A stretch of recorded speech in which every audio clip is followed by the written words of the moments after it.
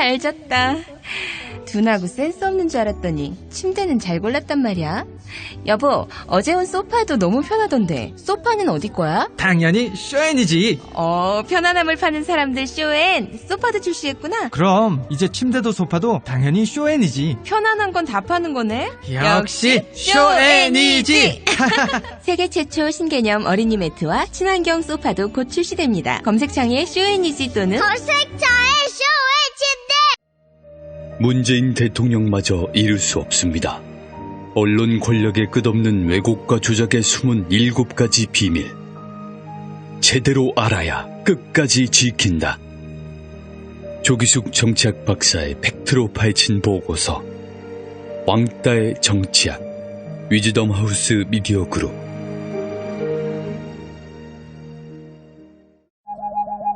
굶고 뛰고 땀 빼고 다 해봤다. 그래봐야 소용없었다. 다이어트는 결국 먹는 게 문제다! 동결건조 채소와 곡물, 단백질, 그리고 효소와 비타민, 미네랄로 만든 다이어트 전용 그린 스무디로 하루 한두 끼만 바꿔 드세요. 검색창에서 비타샵을 검색해주세요. 야, 이 부장! 네가 부장이면 땅이야? 저 인간 저건 쟤 오늘도 술술 풀리고 안 먹고 회수 갔냐? 내일도 신체 상태로 출근하겠구만. 아유. 고려 생활건강 술술 풀리고 음주전 한포가 당신을 지켜드립니다. 특허받은 천연 유래 성분 숙취 해소제 술술 풀리고를 은하계 최저가로 딴지마켓에서 만나보세요.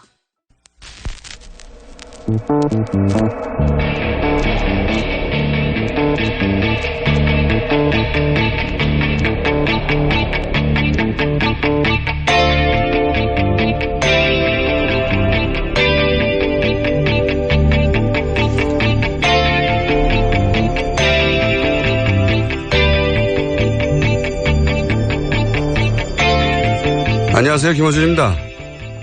오늘은 노무현 8주기입니다. 노무현 전 대통령을 싫어하는 분들도 많습니다. 그분들은 여전히 그 죽음을 애달파하는 사람들을 도무지 이해할 수 없다고 합니다. 그럴 수 있죠. 이해하지 못할 수 있습니다. 8주기 되는 날이니 그렇게 슬퍼하는 사람들을 한 번쯤 이해해 보려 하는 것도 나쁘지 않을 겁니다. 그건 이런 겁니다. 그 사람들에게 노무현은 내가 어린 시절 배운 아주 단순하고 순진한 정의, 우리 편은 이기고 나쁜 놈은 진다는 수준에 나는 나이 먹어가며 반드시 그런 건 아니라는 걸 어쩔 수 없이 받아들였지만 그래도 여전히 그런 게 있다고 믿고 싶은 그런 정의의 원형질이 사람으로 체화된 상징입니다.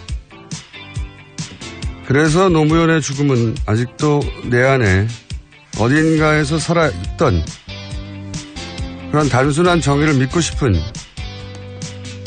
어린아이가 함께 쓰러진 거죠. 내 안에 아이가 같이 죽은 겁니다. 그런적 상실감을 이해할 수 있을지 솔직히 모르겠습니다만 그게 그런 겁니다. 8주기를 맞아 아주 조금만 더 서로를 이해하고 사는 세상이 됐으면 바라봅니다. 김어준 생각이었습니다.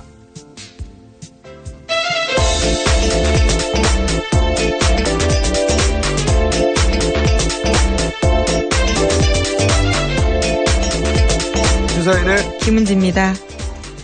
자, 오늘은 또 어떤 뉴스입니까? 요즘은 1시간 간격으로 뉴스를 보는 사람이 많아요.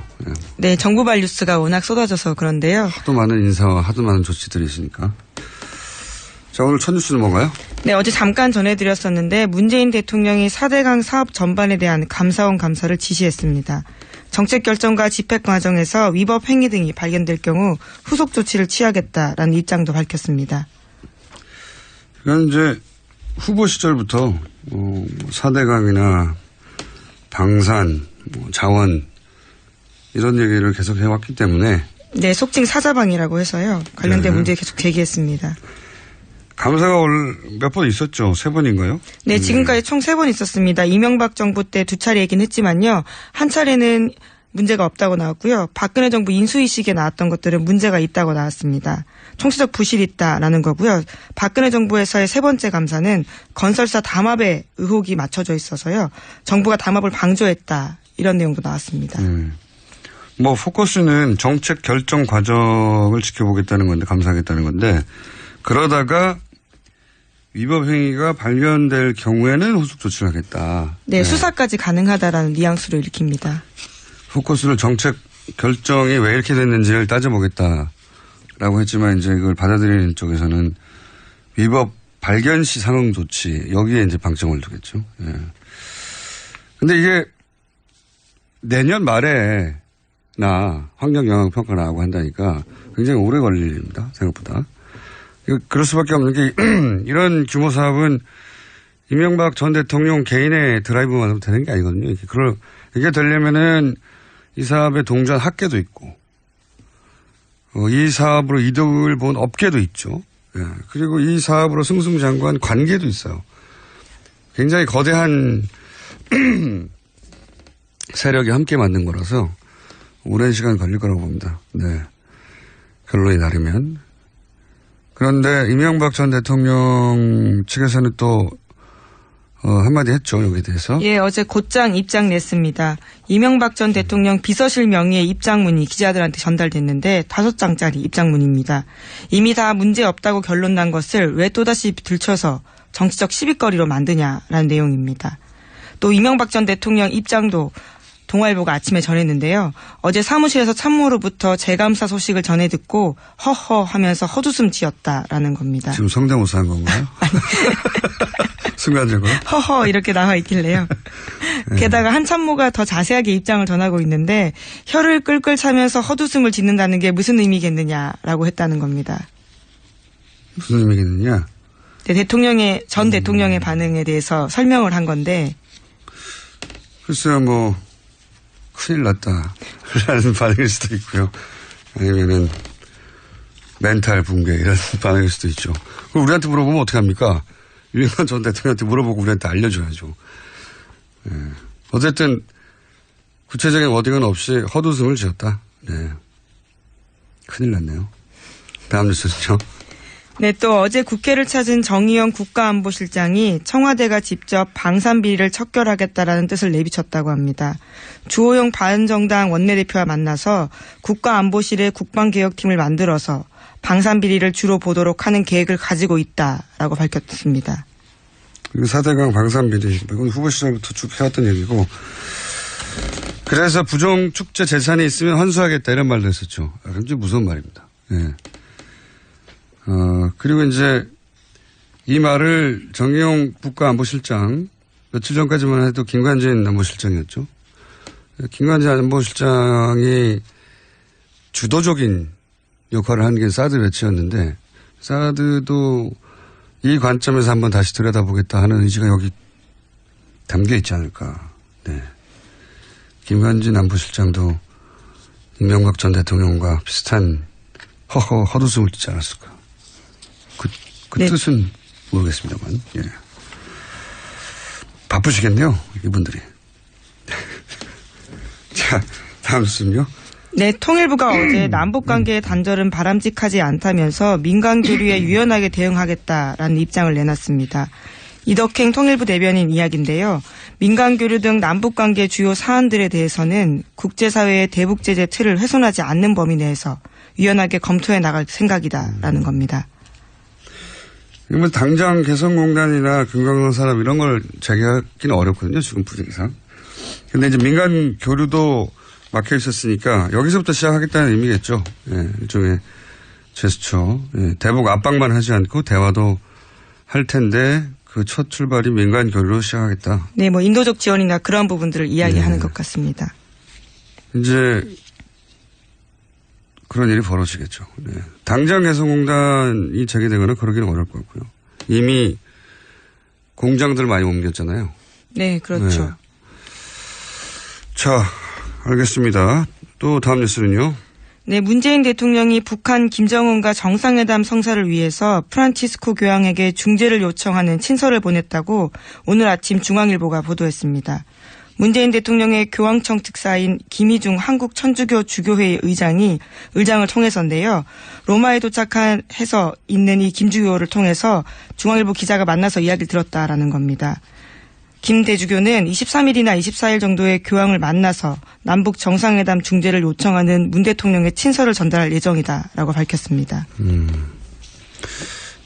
그렇군요. 이게 과거에는 김대중 전 대통령 시절을 거슬러 올라가 보면, 그리고 노무현 대통령하고 남북 문제의 주도권은 남북이 지고 있었거든요. 그래서 남북 당사자가 만나 해결하면 되는 사안이었는데, 지금은 그 틀을 육자회담 틀이니 당사자만으로 해결이 안 되잖아요. 그러다 보니까 이런 해법을 생각해낸 것 같아요. 예전에 생각해 보면 그 팔레스타인하고 이스라엘 문제 있을 때 서로 그 마주하고 있잖아요. 둘이 만나면 돼요. 네, 만나면 되는데 굳이 미국 클린턴 대통령이 중재자로 나서서 협정을 맺은 것처럼, 아니면 이제 미국 쿠바 국교할 때 교황을 중재자로 해서 협정을 맺은 것처럼. 네, 실제로 프란치스코 교황이 역할을 했습니다. 그런 모델을 생각하나 봅니다. 예. 누군가 이제 이 단절에 제3의 중재자를 내세워서 그걸 명분으로 해서 계기로 해서 그런 모델인가 보네요. 자, 다음 뉴스는요. 네, 오늘 노무현 전 대통령 8주기 추도식이 열립니다. 문재인 대통령이 참석하는 등 사상 최대 규모의 인파가 몰릴 것으로 예상됩니다. 하지만 8주기 추도식에 자유한국당이 대표급 인사는 보내지 않기로 최종 결정했다고 합니다. 보내지 않기로? 네, 그래서 박맹우 사무총장이 대신 가고요. 원내대표는 가지 않습니다. 이건 나쁜 결정이에요. 정치적으로. 예를 들어서 야유나 물세례를 이런 추도식은 하지 않겠지만, 한다고 하더라도 지난번 김무성 전 대표가 간 것처럼 가서 자기 정치적 존재를 드러내는 게 이제 훨씬 나은데, 예. 안 가기로 했다는 거죠, 추도식에. 네, 어느 대통령은 가고 어느 대통령은 안 가고 그런 게 형평의 문제가 있다라는 게 정우택 원내대표의 주장입니다. 제가 보기에는 자유당이 정치적 좀 자신감을 상실한 것 같다, 그렇게 보여지고, 이 추도식은 여러 가지로 의미가 깊은 것 같아요. 그러니까 평생의 친구였는데 한 사람 먼저 대통령을 하고, 그리고 나서 그 죽음 때문에 또 한 번도 정치를 생각해 본 적 없는 사람이 결국 역경 끝에 대통령이 되고, 사실 굉장히 영화적 소재거든요. 대단한 서사인데, 여기 대해서 노무현 전 대통령이 생전에 문재인 대통령이 한 말이 있죠. 저희가 하나 준비해 봤습니다.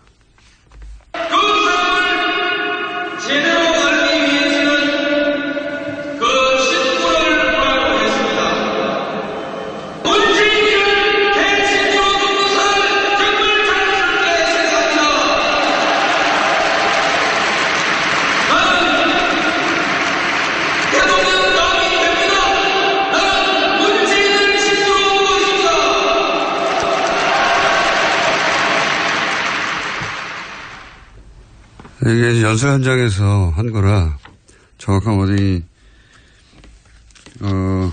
들렸을지 모르겠는데, 나는 대통령이 가면 된다. 왜냐하면 나는 문재인을 친구로 두고 있기 때문에. 문재인 대통령에 대한 멘트는 대부분 이런 식이에요. 예. 노무현의 친구 문재인이 아니라 문재인의 친구 노무현이다. 대통령이 된 후에도 그런 식으로 표현했었죠. 제가 보기에는 훗날 이거 두고두고 영화로 됩니다. 지금이야 그럴 수 없죠. 아마 10년, 20년 지나면 스토리가. 네. 그리고 이게 노무현 전 대통령의 죽음을 바라보는 입장들 사이 간격이 아주 크죠. 네. 근데 이게 진보 보수의 문제는 아니고, 정치적으로 진보 진영에 속하는 분들 중에도 애도를 몇 년씩이나 하느냐 하는 분들도 있어요. 네. 그리고 소위 TK에서도 노무현을 지지하지 않았었는데, 그 죽음에 대해서 이제 굉장히 애달파는 분들도 있고, 제가 보기에는 이건 감수성이 다른 겁니다. 이 죽음을 받아들이는 정치적인 문제가 아니라. 자, 2시에 합니까? 네, 오늘 오후 2시에 추도식이 열립니다. 다음 뉴스는요? 네, 박근혜 전 대통령의 첫 재판도 오늘 열립니다. 오늘 오전 10시 서울중앙지법 대심판정에서 열리는데요. 재판부가 법정 내 촬영을 허가하면서 최순실 씨와 나란히 피고인석에 선 박 전 대통령의 모습을 국민 모두 볼 수 있게 되었습니다. 마치 일부러 만들어도 이렇게 되기 힘든데. 그렇게 어떻게 5월 23일 오전 오후가 이렇습니다. 네. 오전에는 첫 공판이고 오후에는 추도식이네요. 예. 이 대심판정은 저도 국민참여재판을 받아본 적이 있는 법정입니다. 갑자기 생각나서. 많은 인연이 있으시네요. 많은 사람이 들어갈 수 있어요. 당첨권을 받아서 들어갔다는 거죠, 지금? 예, 지금은 굉장히 관심이 높기 때문에요. 보고 싶다고 해서 바로 가서 볼 수는 없고 비표를 받아야 합니다. 미리 받았겠죠. 예, 그렇기 때문에 오늘은 즉석에서 가서 볼 수는 없습니다. 그리고 재판 진행 과정을 촬영할 수는 없을 거예요, 그죠? 네, 그건 재판장의 허락이 필요한 사항인데 당장 실시간으로 중계를 보긴 힘들고요. 사진 정도 촬영이 재판 시작되기 전에 있기 때문에. 전에 예. 법정 이제 재판부에서 허용해서 역사적인 재판이니 사진 촬영은 가능하다 정도. 그렇군요. 촬영은 안 되는 걸로 알고 있고 나중에 이제 이게 속기록이 있으니까 속기록을 요청하면 속기록을 받아볼 수 있어요. 네, 재판 조서가 남습니다. 네, 변호인단에서 요청하면 받아볼 수 있거든요.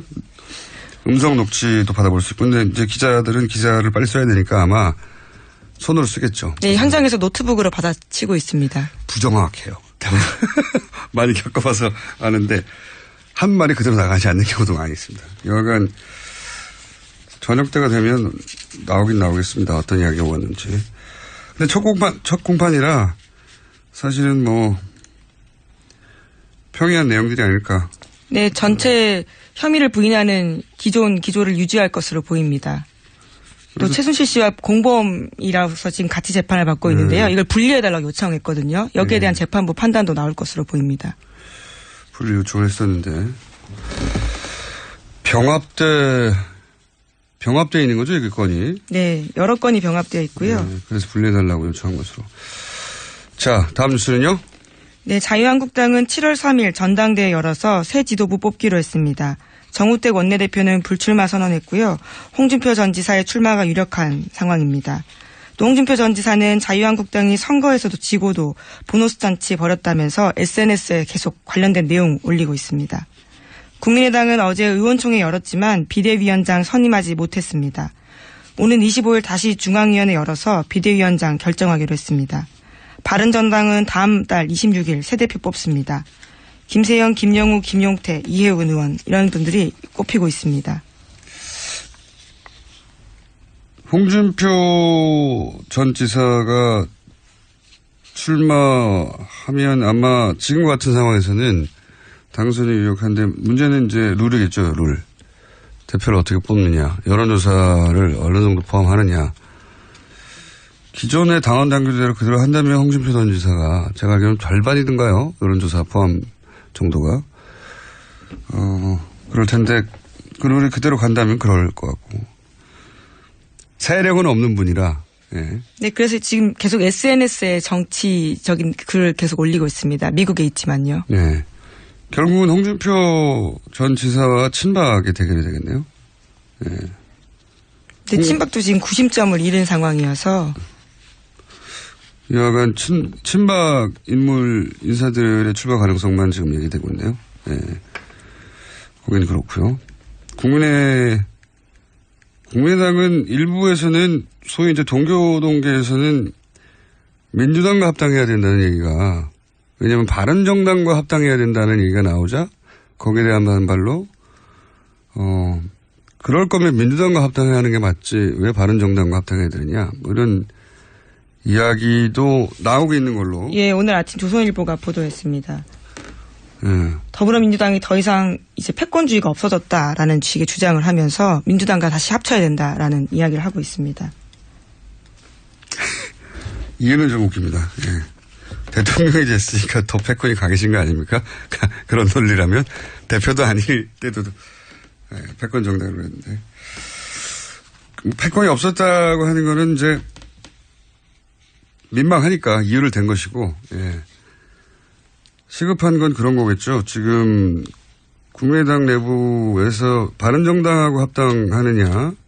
이건 이제 친안철수 쪽 의원들 혹은 초선 의원들의 의견인 것 같고, 소위 이제 김대중 전 대통령과 정치를 함께 했던 쪽은 국민의당하고는 아니지 않느냐. 보수정당인데. 네, 바른정당하고는 아니지. 바른정당하고는 아니지 않느냐. 그런 뜻인 것 같고요. DJ 햇빛 정부를 부정하는 정당인데 그거는 안 맞지 않느냐. 정통성에 안 맞다. 뭐 이런 얘기인 것 같고. 문제는 바른정당과 합치자고 하는 쪽은 현직 의원들이 많고, 예. 민주당과 같이 가야 한다고 하는 쪽들은 전직 의원들이 많고, 뭐 대충 그렇게 분리가 됩니다. 바른정당은 나온 분들이 대부분 젊은 의원들이네요. 예, 그렇죠. 젊은 당대표가 유력한 상황입니다. 이런 후보들만 나온다면, 예, 굉장히 젊은 당대표가 선출될 수도 있겠습니다. 네, 원외 의원들도 꼽히고 있긴 합니다. 알겠습니다. 제목 한두 개 정도 읽을 수 있을 것 같은데. 네, 세월호 선체 수색 계속되고 있고요. 어제 구명조끼 입은 채 온전한 상태의 유해가 발견됐다고 합니다. 구명조끼를 아예 입은 네. 온전한 유해가 처음으로 나온 거죠? 네, 그렇습니다. 이렇게 온전한, 누구인지는 모르겠지만. 네, DNA 감식이 필요하기 때문에요. 최대 한 달 정도 시간이 걸린다고 하는데 그것보다 빨리 나올 수도 있을 것으로 보입니다. 지금까지는 그보단 빨리빨리 예. 확인되어 가고 있는 중인데. 알겠습니다. 이 문제는 저희가 한번 따로 종합해서 중간 종합을 한번 해야 되겠네요. 예. 여기까지 하겠습니다. 지금까지 시사인의 김은지였습니다. 감사합니다. 모닝똥? 제겐 사치였죠.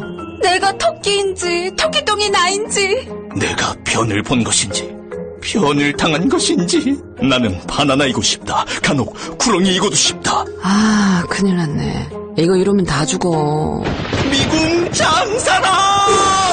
빅동의 추억 미궁 장사랑이 찾아드립니다. 혈중 콜레스테롤 개선과 배변 활동에 도움을 주는 건강기능식품입니다. 검색창에 미궁 장사랑. 골반 잡자 바로 잡자 바디로직, 허리 통증 바로 잡자 바디로직, 몸매 교정 바로 잡자 바디로직, 자세가 좋아지는 골반 교정 타이즈 바디로직. 검색창에 골반 교정 바디로직.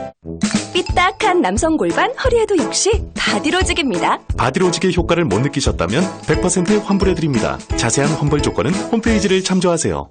아무도 묻지도 따지지도 않고 가입하셨다고요? 보험은 너무 어려워요. 걱정 마십시오. 마이보험 체크가 도와드립니다. 1800-7917 마이보험 체크로 지금 전화주세요. 1800-7917.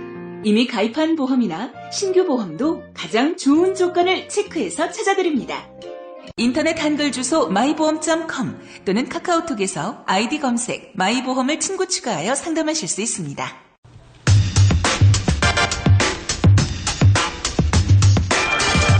문재인 대통령이 4대강 사업에 대한 정책 감사를 지시했습니다. 4대강 문제 하면 이분이죠. 이명박 정부 초기부터 줄기차게 일관되게 지금까지 10여 년간 반대하고 비판해왔던 분입니다. 박창근 관동대 교수님 연결됐습니다. 안녕하세요, 교수님. 네, 가톨릭 관동대학교 박창근입니다. 학교를 바뀌었습니다. 아, 그렇습니까? 정확하게 가톨릭 관동대학교입니다. 가톨릭. 예, 그렇습니다. 이 카톨릭 말씀하시는 거죠? 예, 그렇습니다. 네, 가톨릭 아니고. 알겠습니다. 가톨릭 관동대 교수님. 우선 고생하셨습니다. 10년 동안. 아니요. 좀 하고 싶어서 뭐 했겠습니까? 상황이 그렇게 되다 보니까, 하다 보니까 뭐 여기까지 온 거죠. 한 10여 년 동안 비판하시면서 혹은 네. 정부의 이 정책에 대해서, 대통령의 정책에 대해서 직접 비판하기 굉장히 부담스럽고 그로 인한 불이익도 적지 않으셨던 걸로 저는 들었는데, 어쨌든 그 이야기는 저희가 스튜디오에 모시면 길게 한번 하기로 하고요. 네. 이미 세 차례나 4대강 사업 감사를 했다라는 게 이명박 전 대통령 측의 반응입니다. 뭐 3번이나 했는데, 자, 그러면 앞에 3번은 어떤 점이 부족했었습니까? 네, 첫 번째는 이명박 정부 때 했습니다. 당시 감사위원으로서 은진수라는 분이 계셨거든요. 이명박 대통령 측근이었는데 당시 이분이 이제 주도를 해서 감사를 했는데 당연히 봐주기 감사였습니다. 네. 두 번째, 세 번째 감사가 중요한데 그러니까 2013년 1월 달 같으면은 박근혜 대통령 당선자 시절이거든요. 인수위 시절. 그러면 대통령, 인수위 시절이죠. 그러니까 대통령 힘이 있겠죠.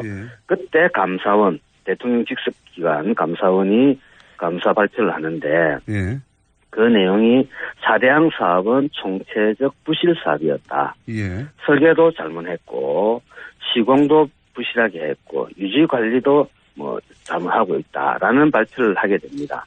그러고 나서 그해 2013년 7월 두 번째 감사 발표를 내는데 그때 내용은 4대항 사업은 한반도 대운하를 염두에 둔 사업이다라고 발표를 합니다. 그러니까 당시 청와대 홍보수석 이정현 전 국회의원이시죠. 이분께서 그렇다면은 다시 해서 한반도 대운하를 염두에 둔 것이 4대항 사업이라면은 그것은 국민을 속인 것이다라는 논평을 냅니다. 자, 이걸 정리해 보면은 4대항 사업은 총체적 부실 사업이었고 그리고 그 국민을 속인 사업이다. 그러니까 대국민 사기극이었다는 뜻이죠. 딱 거기까지였었습니다. 그러고 나서 박근혜 정부에서 2013년 하반기부터는 어떠한 멘트도 4대강에 대해서는 나오지 않았거든요. 자, 그러면 현 시점에서 과연 그러면은 그동안에 그와 같은 국책 사업이 진행될 때 어떤 정책 과정으로 했느냐. 그리고 그러니까 대국민 사기극을 할 때 정부 조직이 다 동원되는 거지 않습니까? 그것을 밝혀야 되는 거죠. 그리고 거기에 대해서 어느 누구도 지금 책임을 지는 사람이 없습니다. 처벌된 사람이 하나도 없죠. 그런 책임진 사람이 하나도 없습니다. 그러면은 이렇게 두면은 엉터리 국책 사업이더라도 공무원으로서 막 들어가가지고 영혼 없이 열심히 일하고 국토를 황폐화시키고 국민 예산을 낭비해도 공무원들은 책임을 지지 않는구나라는 어떤 인식이 팽배해진다면은 제2의 4대항 사업은 당연히 일어날 것이고 만약에 이것이 공무원 사이에 퍼진다 그러면은 우리나라 곳곳에서 공무원들은 이런 형태의 사업 또는 정책을 추진할 수도 있다는 겁니다. 그래서 이번 정부에서는 그와 같은 문제를 명확하게 정리를 한번 하는 게 저는 우리 사회의 발전을 위해서도 좋다고 생각합니다. 그러니까 이제 박근혜 정부의 워딩을 빌려 쓰자면 국민을 속이는 사업이 있었는데 그 사업이 도대체 어떻게 결정되어 갔는지 그 과정을 한번 짚어보겠다는 게 첫 번째인 것 같고요. 네.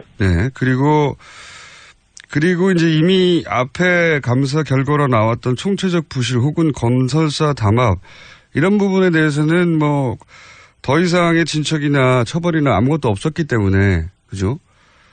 그때 공정위에서 손방망이 그 건설사 담합에 대해서는 처벌을 한 행정이 있습니다. 손방망이요? 그 얘기가 나와서 제가 이제 여쭤보는 건데 물론 이 분야의 전문가는 아니시지만 4대강을 10여 년 가까이 계속 들여다본 분으로서 제대로 감사를 하면 4대강 사업의 어떤 정책적 집행 과정 중에 여러 가지 비리 문제도 같이 드러날 수 있겠죠?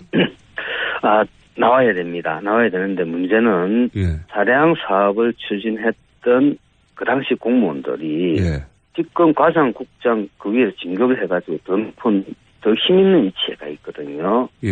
그렇다 그러면 감사원에서 감사를 하더라도 아주 세세한 부분까지는 밝히기가 아마 어려울 겁니다. 왠고하니까 그 공무원들은 당연히 저항을 하겠죠. 왠고하니까 4대항 사업과 관련돼서 공무원들의 만약에 비리가 발생했다면 거기에 대해서는 밝혀진다면 거기에 대해서는 어떤 형태의 책임을 물어야 된다는 게 우리 국민들의 요구지 않습니까? 그렇기 때문에 그런 분들이 그런 자리에 있는 이상은 실체적 진실에 접근하는 데는 다소 한계가 있다고 봅니다. 그래서 우리가 적폐 청산을 할 때는 두 가지를 볼 수가 있는데 하나는 잘못된 시스템, 제도죠. 이것을 고치는 것도 아주 중요하죠. 그에 못지않게 인적 청산도 필요하다면은 해야 된다고 봅니다. 그러니까 그때의 일에 책임이 있는 당사자가 오히려 지금 이 감사를 책임질 위치에 가 있을 수도 있다. 대상이 된 분들이 예를 들어 국토부나 환경부나 농림부나 더 높은 위치에 지금 이제 자리를 잡고 있거든요. 그렇군요. 그러니까 아시는 분들도 있습니까, 교수님이? 많죠. 그렇군요. 네. 너무 많죠. 아시니까 이런 말씀하시는 거겠죠? 짐작이 아니라. 네, 그렇습니다. 그래서 그게 쉽지는 않을 것이다는 말씀 하나 하고 또 하나. 이건 이제 언론에 이미 이렇게 인터뷰를 하셨는데 대통령이 보호를 열라고 해도 해당 공무원이 제대로 열지 않을 수도 있다 말씀하시는데 이게 무슨 뜻입니까? 똑같은 맥락입니다. 지금 보혜 대통령께서 만약 보혜 수문을 열으라고 지금 말씀했잖아요. 네네.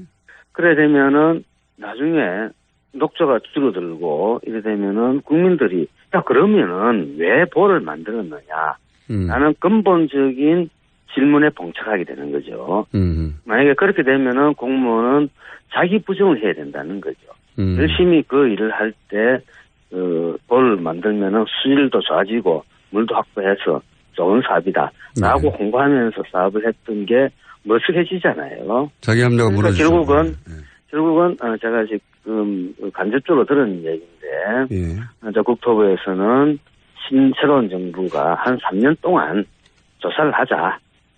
그러고 나서 보를 어떻게 할 것인지에 대해서 평가를 하자라는 얘기를 했다는 얘기를 제가 들었거든요. 지금부터 3년간 더 조사를 하고요. 예.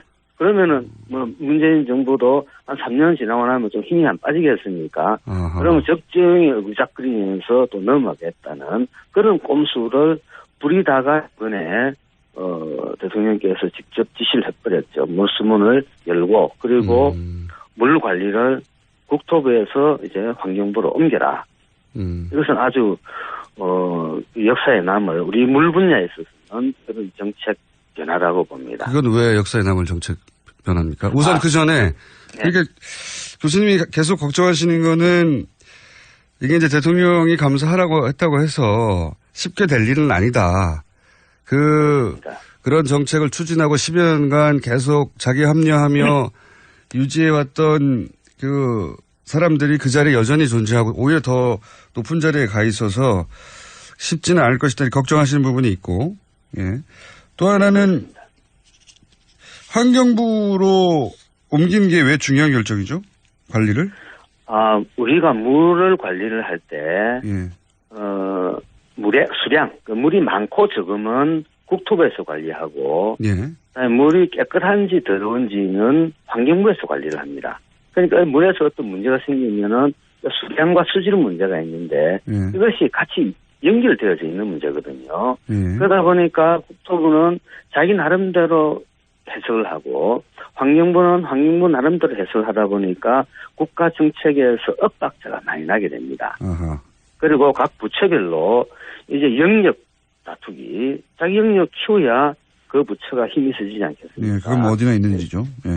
땅 따먹기를 서로 한다는 거죠. 그 속에서 국가 정책은 효율성을 상실하게 되고 국민 세금은 더 낭비될 요소가 있고 실제로 그래 해봤었습니다. 그래서 지난 3, 40년 동안 수량 수질을 통합 관리해야 된다는 얘기는 우리 물과 관련된 분야에서는 최대의 화두였었습니다. 그렇군요. 그런데 그 원칙에 대해서는 찬성을 하지만은 강론에 가서는 전혀 달라지죠. 국토부는 국토부, 환경부는 환경부가 물 관리를 해야 된다. 통합 관리해야 된다. 그리고 전문가들도 양편으로 쫙 나눠져 가지고 환경부 또 국토부 응원하다가 그러다 보니까 원칙적으로는 원론은 찬성하지만 강론에서는 계속 그 엇박자를 내면서 이까지 오다가 이번에 최종적으로 물 관리 일어나가 됐다고 볼 수 있고, 그다음에 또 하나는 이게 국토부의 수량 관리 업무가 환경부로 넘어왔거든요.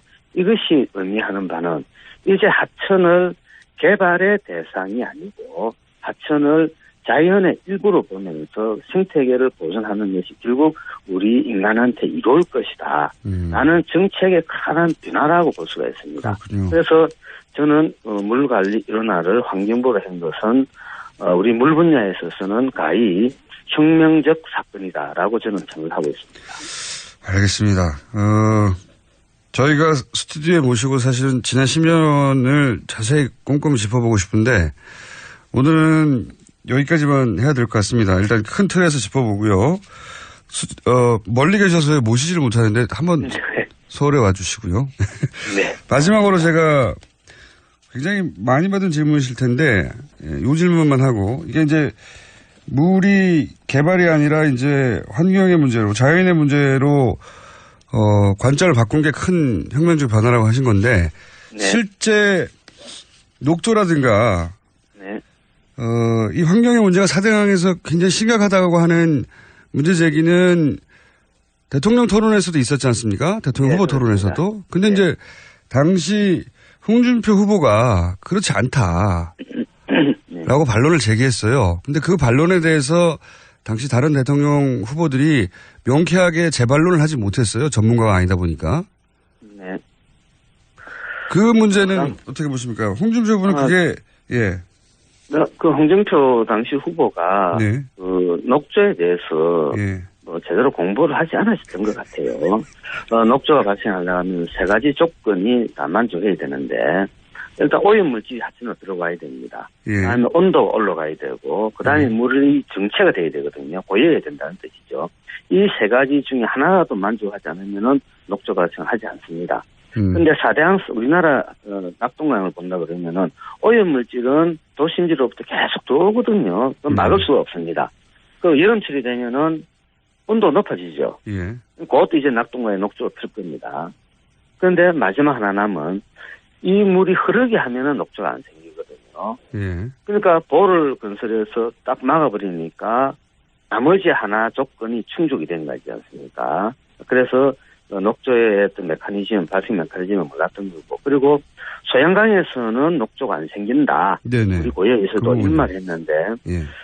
소양강에도 사람이 많이는 안 살지만은 사람이 살고 오염물질들이 하천으로 들어옵니다. 그래서 소양강에도 3년에서 5년 주기로 녹조가 한 번씩 발생합니다. 아, 그렇군요. 발생하지 않는 게 아니고. 그러니까, 팩트가 잘못된 주장을 하셨고, 그리고 현재 지금 낙동강에 가보면 가장 큰 문제가 이 녹조들이 죽으면 사체들이 비엉켜가지고 아주 고약한 냄새를 내고 있거든요. 예. 그리고 물은 걸쭉합니다. 녹조가 많이 튀면은.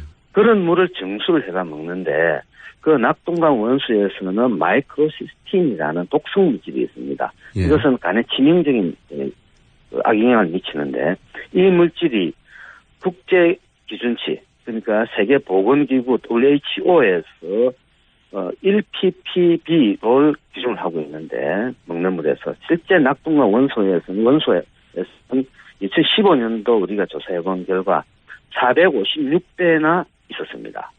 그것을 정수를 하면은 환경부는 독성물질이 다 사라진다 그러는데 그러니까 456분의 1로 다 줄여야 되는 거죠. 근데 이 우리나라 정수 시스템에서 되겠다고 계속 이야기를 하는데 거기에 대한 불신은 국민들이 많은 거죠. 그래서 환경부는 물 관리를 이제 일어난다 그러면 말 그대로 깨끗한 물을 국민들한테 공급해주기 위해서는 과연 어떻게 하는 게 좋은지를 이제부터 고민을 해야 될 시점이라고 봅니다. 알겠습니다. 오늘 말씀 여기까지 듣겠습니다. 감사합니다. 네, 고맙습니다. 박창근 가톨릭 관동대 교수님이었습니다.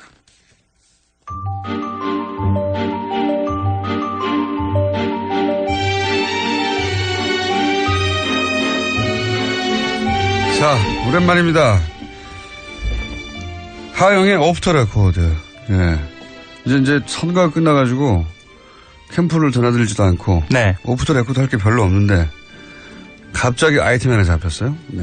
뭐냐. 문재인 정부에서 이제 최초의 여성 외교부 장관을 내정했는데 굉장히 화제가 됐죠. 예. 네, 엄청나게 화제가 됐는데 내정도 화제가 됐지만 내정하면서 위장 전입과 예. 그다음에 이중국적 이거 굉장히 오랫동안 들어봤던 맞습니다. 뭐 장관이나 총리 내정할 때 단골 레퍼토리잖아요. 그렇죠. 똑같은 단어가 튀어나오면서 이게 뭔가 근데 이게 과거의 것과 좀 다른 거 아닌가? 혹은 예. 뭐 그래봐야 좀 달라봐야 결국은 똑같은 거 아닌가? 뭐 이런 얘기도 있고 어떻게 받아들여야 될지 잘 모르겠고 또 과거에는 어땠는지도 잘 모르겠고 그래서 저희가 하영 기자에게 긴급히 이걸 좀 파보자. 예. 예. 그리고 과거에는 어땠는지. 제가 그 이명박 대통령, 그러니까 이명박 정부 시절하고 박근혜 정부 시절에 인사청문회 TF팀을 계속했었거든요. 그러니까 보통은 그 정부가 들어서면 한 2차례 정도 공식적으로 대대적인 개각이 있어서요. 그래서 한 4차례 정도 빼놓지 않고 참석을 했는데요. 보통 기자들이 참석을 하면 공식이 있습니다. 그 국회에 인사청문 요청안이 들어오거든요. 이 한 뼘 두께 정도로 두껍게 넘어오는데 거기는 각종 그 자료들이 다 담겨 있습니다. 재산부터 시작해서 뭐 주민등록부터 시작해서 학력까지요. 모든 자료가 다 들어있거든요. 공직자 예를 장관급 한번 하려면요. 인생이 털린다고 해야 된다. 정확합니다. 그러니까 탈탈 털립니다. 탈탈 털리는데. 본인도 잊어버렸던 거를 예. 다 물어봐요. 요즘은 심지어 가족과 관련된 것까지 물어보기 때문에요. 그게 괴로워서 고사하는 경우도 있습니다. 중간에. 30년, 40년 전까지가 다 나가고 인생 전체를 평가받는다고. 그러니까 심지어 자기가 그 산 집의 폐쇄 등기부 등본 기억하실지 모르겠는데 이게 수기로 기록된 등기부가 있거든요. 이것까지 제출을 해야 돼요. 그래서 정말 이것까지 제출해야 하는 것인가라고 이런 이야기들도 하는데요. 내정하기 전에 이 검증 과정을 거치거든요. 예. 그럴 때 이걸 겪은 분들 얘기를 들어보면 내가 인생을 이렇게 살았나? 내가 인생을 너무 좀 막 살았던 것 같기도 하다. 뭐 이런. 왜냐하면 자기가 30년 후에 장관이 될 거라고 생각하고 사는 사람은 생각 못하죠. 아무도 없기 때문에 그때 걸러져서 떨어져 나간 사람도 많죠. 예, 실제로는. 보통 그렇고요. 그리고 그 인사청문 요청안을 받자마자 시작하는 게 항목이 이제 4가지 정도가 있는데 일단은 제일 먼저 부동산을 들여다봅니다. 예, 투기를 했는지 안 했는지. 우리나라는 부동산 없이 살아남기 힘든. 그렇죠. 그리고 부동산 기술 없이. 예, 실제로 그 부동산 투기를 이렇게 말씀드리면 좀 어떻게 들리실지 모르겠는데 장관 후보자 정도 되는 그 엘리트 코스를 밟은 사람들은 이 재테크들을 하거든요. 그래서 가장 사람이 없어요. 그렇죠. 가장 찾기 쉬운 그 지적할 만한 사항이어서 그것부터 찾고 그 다음이 이제 위장 전입입니다. 그렇죠. 위장 전입이 부동산 투기하고 대부분 관련 있는 경우가 많거든요. 그래서 자연스럽게 위장 전입으로 넘어가고 위장 전입이 또 대체로 자녀를 둔 그 공직자들 같은 경우에는 걸려든 경우가 거의 많기 때문에 위장 전입을 찾습니다. 그 다음에 이제 세금 탈루 찾고요. 그게 이제 이것도 부동산하고 관련되어 있는 경우가 많은데요. 다운 계약서를 쓰는 경우가 있기 때문에. 기본 코스, 기본. 예, 이게 기본 코스입니다. 그 다음에 이제 남성의 경우에 병역 그리고 자녀가 있는 경우에도 병역을 면탈을 했는지 이걸 찾고 그 다음에 이제 병역에서 이제 이중 국적이 나오는 거죠, 보통. 그렇죠. 예. 보통 아들이 군대를 안 가려고 예를 들어서 미국에 태어났는데 결국 어떤 특정 시점에 미국 국적을 취득해 버렸다. 예. 근데 그 특정 시점은 대부분 이제 군대 갈 나이. 그렇죠. 이렇게 되는 거죠. 예. 그리고 가장 분노를 일으킨 게 또 병역이기도 하고요. 사람들이. 그 다음에 이제 뭐 논문인데요. 논문. 예. 이 정도면은 지금까지 말씀드린 것 중에 이 강 후보자가 해당되는 게 2가지가 있는 겁니다. 그러니까 여기서 위장 전입이 하나 나오고 단어가 위장 전입이라는 게 한마디로 거기 안 산다는 겁니다. 주소는 거기가 돼 있는데 단어가 좀 무섭긴 해요. 거기 안 산다는 거거든요. 그렇죠. 근데 보통 이제 절대 농지 같은 거. 맞습니다. 거기 살아야지 농민이야지 취득할 수 있는. 실제로 농사를 지어야 합니다. 또. 그러니까요. 근데 알고 봤더니 사람을 사서 짓는다든지 아니면 농사를 한 번도 안 지었다든지 혹은 이 문제가 불거지자 농사를 짓기 시작했다든지. 그러니까 실제로 MB 정부 들어서자마자 청와대에 박미석 수석이라는 분이 있었는데요. 이 청문회를 준비하면서 농사를 지었다라고 입을 다 맞췄어요. 그래서 그때 이제 한겨레에서 찾아가서 직접 마을 이장님한테 농사는 짓지 않았다. 뭐 이런 얘기를 들어서 낙마한 경우도 있고 그렇습니다. 그래서 저는 이날 그 발표 날 인상적이었던 게 일단 대통령이 직접 등장했잖아요. 그렇죠. 네, 대통령께서라고 해야 하나요? 아무튼 대통령이 직접 등장을 해서 일단 외교안보 라인을 발표한 다음에 다시 인사수석이 등장을 해요. 그래서 검증 과정에서 2가지 사실 아까 말씀드렸던 이중 국적하고 위장 전입을 이야기합니다. 그것도 굉장히 상세하게 이야기합니다. 그러니까요. 예, 그러니까 이런 경우는 없었어요. 예, 네. 보통은 인사청문 요청안이 국회에 들어간 다음에 아주 그냥 한 줄 한 줄 나오는 걸 가지고 직접 찾아가서 기자들이 취재를 하거든요. 맞아요. 그런 때 들을 수 있는 내용들입니다. 예를 들면 2002년도 2학기에 이화 여고에 진학을 했는데 전학을 했는데 미국에서 전학을 했다. 그렇죠. 했는데 1년간 친척집에 주소지를 두고 있었다. 뭐 이런 이야기들을 이렇게 디테일하게. 그러니까 그 친척집에 살지 않았다는 거죠. 딸이. 그렇죠. 딸이 그 친척집에 주소를 뒀는데 살지 않았기 때문에 위장 전입인 거죠. 그렇죠. 단어로는 표현할 단어가 없습니다. 예. 지금까지 그렇게 써왔으니까요. 예. 예. 그리고 이제 이유가 뭐냐가 중요한 거죠. 예, 이유가 뭐냐가 중요합니다. 그래서 그 이유가 뭔지는 또 바로 밝혔습니다. 그 강 후보자의 남편 되시는 분이 그 직접 언론에다가 미국 생활 마치고 돌아오면서 한국 고등학교 생활의 부담을 느껴서 본인 모교, 그러니까 강 후보자 모교라면 좀 낫지 않을까 싶어서 그쪽으로 전입을 하게 했고 거기에 이제 학교를 다니게 했다라고 밝혔거든요. 근데 주소를 근데 친척집에 살지 않았던 이유는 뭐예요? 기숙사에 들어간 건가요? 그건 그렇죠. 거기까지는 등장하지 않았습니다. 왜냐하면 청문회에서 등장하겠군요. 예, 그것에 대해서도 물어봤는데 그거는 이제 강 후보자가 직접 청문회에서 밝히겠다라고 이야기를 한 겁니다. 그래서 이게 부동산 투기하고 연결된 위장 전입은 아니어가지고 예. 제가 보기에는 청문회에서 돌파가 가능할 것 같다고 판단한 것 같아요. 네. 현 정부에서는 보니까. 아니 우리가 무슨 덜떼농지 때문에 한 건 아니잖아. 뭐 이런 인식인 것 같고. 그렇죠.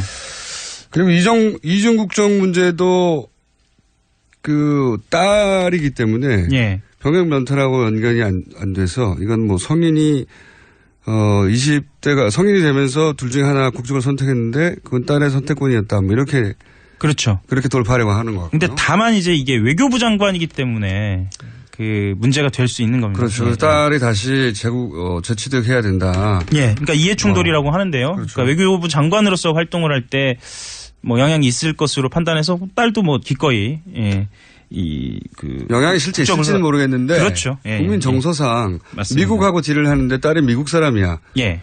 이럴 때 이해 충돌이 있지 않을까 하는 이제 의구심을 불러일으킬 수 있죠. 예. 뭐 그러면 이제 이 정도면 어느 정도가 될까를 좀 설명을 좀 드릴까요? 어느 정도 됩니까? 이 정도면 과거에 비교하면 위장 전입을 가장 많이 한 그 공직자가 누가 있는지 혹시 아시나요? 최근 10년 사이에 있을 거로 합니다. 예. 위장 전입은 뭐 몇 차례 정도 그렇게 넘어갔으니까 다. 예. 이명박 대통령입니다. 본인이 예상치 못한. 공식적으로 24차례입니다. 보통 공직자들은 예. 그분은 워낙 독보적인 게 기록이 많아요. 그 다음 2위가 몇 차례일까요? 모르겠어요. 5회입니다, 5회. 압도적이네요. 압도적입니다. 예. 예, 이 기록을 갱신하기 어려울 것 같은데요? 예, 그것도 이제 좀 들여다봐야 하는데요. 물론, 그 중에 3번은 법이 바뀌어서, 뭐 예를 들면 조례가 제정되거나 이런 과정에서 바뀐 거고요. 또 그 중에 일부는 또 국회의원 출마를 위해서 또 바뀐 것이기도 하고요. 공직자 사회에서 어쨌든 전설적인 기록이네요. 24회는. 예, 전설적입니다. 그 다음이 5회라고 하니까요. 그래서 MB 정부 시절 이후에는 위장 전입은 5회 정도 드려야 될 것 같은데 한 번에. 네, 위장 전입은 크게 문제되지 않는 걸로 저희들이 받아들이고는 있습니다. 다만 문제가 되는 건 뭐냐면요. 위장 전입을 한 다음에 하지 않았다고 거짓말을 하거나, 그러니까 그 이후가 문제입니다. 네. 이유가 가장 중요해요. 이유. 왜 했냐 이거예요. 왜? 네. 왜 했나. 이 이유와 그러니까 그것과 관련된 거짓말이 혹시 있었을 때, 그러니까 이후의 그렇죠. 태도가 중요한 겁니다. 아마 이것은 청문회 과정에서 당사자가 해명할 일이고요. 네. 언론이나 야당에서는 최대한 약점을 잡아내려고 하겠죠. 당연히. 그렇죠. 예. 본인이 어떻게 방어하고 그게 국민들한테 어떻게 납득이 되느냐의 문제인 것 같아요. 네, 맞습니다. 네.